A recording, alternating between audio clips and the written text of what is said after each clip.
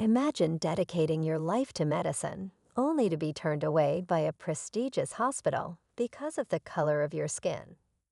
It's a moment that could break anyone, but not him. Instead of giving up, he transformed rejection into an unstoppable force for change. With resilience and a deep commitment to his community, he rose to become a chief doctor, defying the odds stacked against him. But he didn't stop there. Fueled by the dream of accessible health care for all, he opened free clinics for Black patients, offering hope where there was none. His story isn't just about one man's triumph. It's about challenging a broken system, healing divides, and proving that perseverance can rewrite history. Stay with us as we uncover how one act of exclusion became the spark for a lifetime of compassion and groundbreaking impact. The story begins years earlier with a young man driven by an unwavering passion for medicine. He excelled in school, devoting countless hours to his studies, fueled by a dream of saving lives. But in a time when racial inequality shaped every aspect of society, even his brilliance couldn't shield him from prejudice. After earning his medical degree, he applied to one of the most prestigious hospitals, hoping to launch his career. Instead of recognition, he was met with rejection, not because he lacked talent, but because of the color of his skin. The pain of that moment was crushing, yet it ignited something inside him. He refused to let their closed doors define his future. With quiet determination, he sought opportunities elsewhere, knowing he carried the hopes of many who looked up to him. What happened next would change not just his life, but the lives of countless others. After the rejection, he found work at smaller clinics, places often overlooked by those with prestigious ambitions. These clinics were understaffed and underfunded, serving patients who had nowhere else to turn.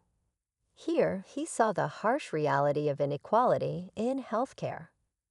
Black patients, especially, were denied basic dignity and care in many places. He worked tirelessly, treating everyone who walked through the door, regardless of their ability to pay. But the weight of the systemic barriers around him was hard to ignore. Patients would often whisper their fears of hospitals that turned them away, of illnesses left untreated because they couldn't afford help. Each story deepened his resolve. He dreamed of something better, a place where people could come for care without fear or judgment. Yet with limited resources and a society set against him, how could he make that dream a reality? The challenges ahead seemed impossible to overcome. The room was silent, save for the faint ticking of the clock on the far wall. Every second stretched longer than the last, heavy with the weight of unspoken tension.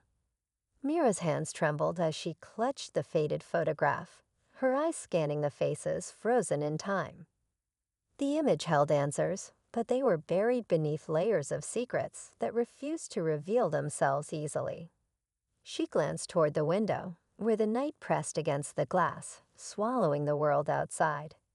The air felt thick, almost suffocating, as if the walls themselves knew what was coming and wanted to trap her in. Her phone buzzed on the table, making her jump. She hesitated before picking it up. The message was short but sharp, like a blade slicing through her resolve. Asterisk, you're running out of time, asterisk. A chill raced down her spine as she looked over her shoulder. The shadows seemed deeper, shifting ever so slightly as if something, or someone, was watching. She told herself it was her imagination, but the feeling wouldn't go away. Her heart pounded as she replayed the events of the past few days in her mind. The warnings, the cryptic notes, the uneasy glances from strangers. It all led to this moment, but she still didn't know what she was supposed to do. Her breath caught as she heard a faint creak upstairs. Mira froze, straining to hear beyond the pounding in her chest. The creak came again, slow and deliberate.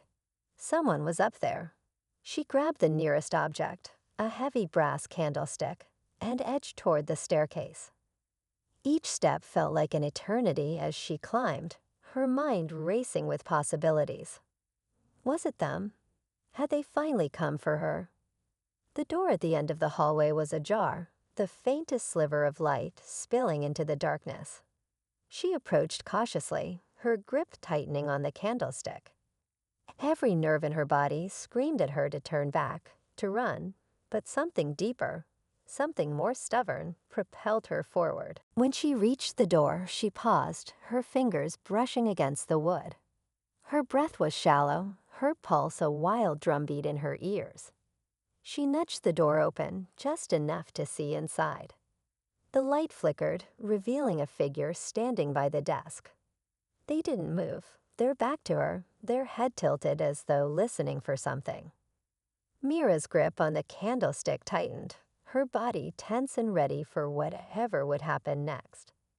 Then, without warning, the figure turned. The figure's face was hidden in shadow, but something about their presence was eerily familiar. Mira's breath hitched, and her grip on the candlestick faltered for a moment. They didn't move toward her, didn't speak, just stood there, still and unnervingly calm. The silence stretched thick and heavy, until Mira finally found her voice. "Who are you?" she demanded, though her voice wavered. "What do you want from me?" The figure tilted their head again, as if weighing her question. Then in a voice so soft it barely broke the silence, they said, "You already know, Mira. You've always known." The words struck her like a cold wave, sending a jolt of fear through her chest. The familiarity in their tone twisted something deep inside her. She shook her head, stepping back, but her foot caught on the edge of the rug, and she stumbled. The candlestick clattered to the floor with a deafening clang, and the figure took a slow step forward. "No," Mira whispered, scrambling to her feet. "You're lying." "I wish I were," they said, their voice laced with something that sounded almost like regret. They reached into their pocket and pulled out a small object, holding it up for her to see. Her blood ran cold. It was another photograph, this one even older than the one she had downstairs. But the image was unmistakable. It showed her parents standing with a group of people she didn't recognize, and one person she did. The figure in front of her. Mira's mind reeled. This wasn't possible. It couldn't be. The photo looked ancient, faded with time, but the figure's face was identical, unchanged. She felt like the ground was crumbling beneath her feet. "This doesn't make sense," she whispered, her voice trembling. "You can't be alive." They interrupted, their tone sharper now. "You're right, I shouldn't be, but neither should you." The words sent a fresh wave of panic through her. "What are you talking about?" she demanded, backing toward the door. "You don't remember, do you?" The figure's voice softened again, almost pitying. "They made sure of that. But it's all in here." They held up the photograph. "The answers you're looking for. The reason they've been after you. It's all connected, Mira. And it's time you remembered." Her head spun as she tried to process their words. But before she could respond, a loud crash echoed from downstairs, followed by the sound of hurried footsteps. The figure's expression darkened. "They're here," they muttered, stepping past her and closing the door with a quiet but firm click. Mira's heart raced as she looked from the door to the figure. "Who's here?" she asked, her voice barely above a whisper. The figure didn't answer. Instead, they moved to the window, peering out into the night. Their posture was tense, like a coiled spring. "You need to decide, Mira," they said without turning around. "Trust me or trust them. But choose fast, because either way, this ends tonight." Mira's pulse thundered in her ears. The footsteps downstairs were getting louder, closer. Her mind screamed with questions, but there was no time to think, no time to make sense of anything. She had to act. Mira's heart pounded as the footsteps reached the bottom of the staircase. Whoever, or whatever, was down there wasn't trying to be quiet anymore. She could hear the unmistakable sound of voices now, low and urgent. The figure by the window turned to her, their eyes sharp with urgency. "There's no time," they said, thrusting the photograph into her hand. "You have to see it for yourself. Everything you need to know is there." Mira's fingers trembled as she stared down at the photo. Her eyes darted over the faces, the backdrop, the faint writing scrawled on the back. It wasn't just her parents in the image, it was her too. A younger version of herself, standing in the middle, holding hands with a figure now standing before her. "This isn't real," she whispered, shaking her head. "This can't be real."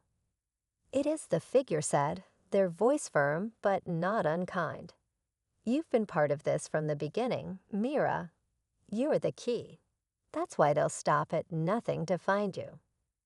The doorknob rattled, and a sharp knock echoed through the room. Mira flinched, clutching the photograph like a lifeline. The voices outside grew louder, more insistent.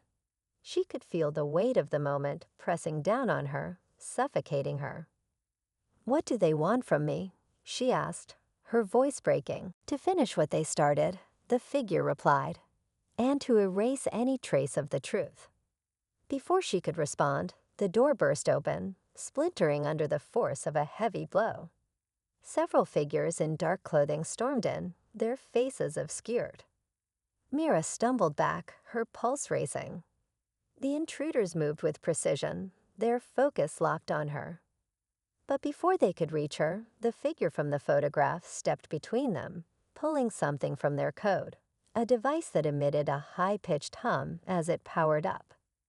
The intruders hesitated, their movements faltering.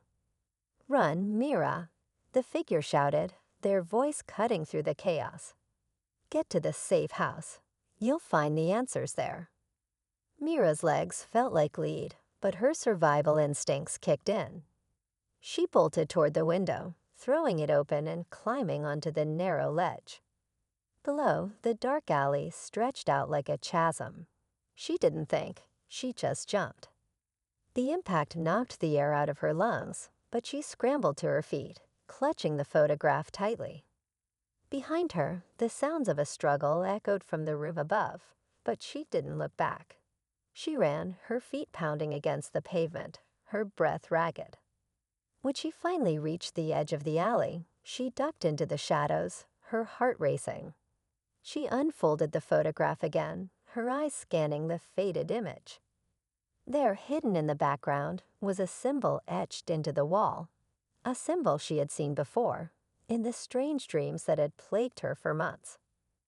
The pieces clicked into place, and a chill ran through her. This wasn't over. It was just beginning.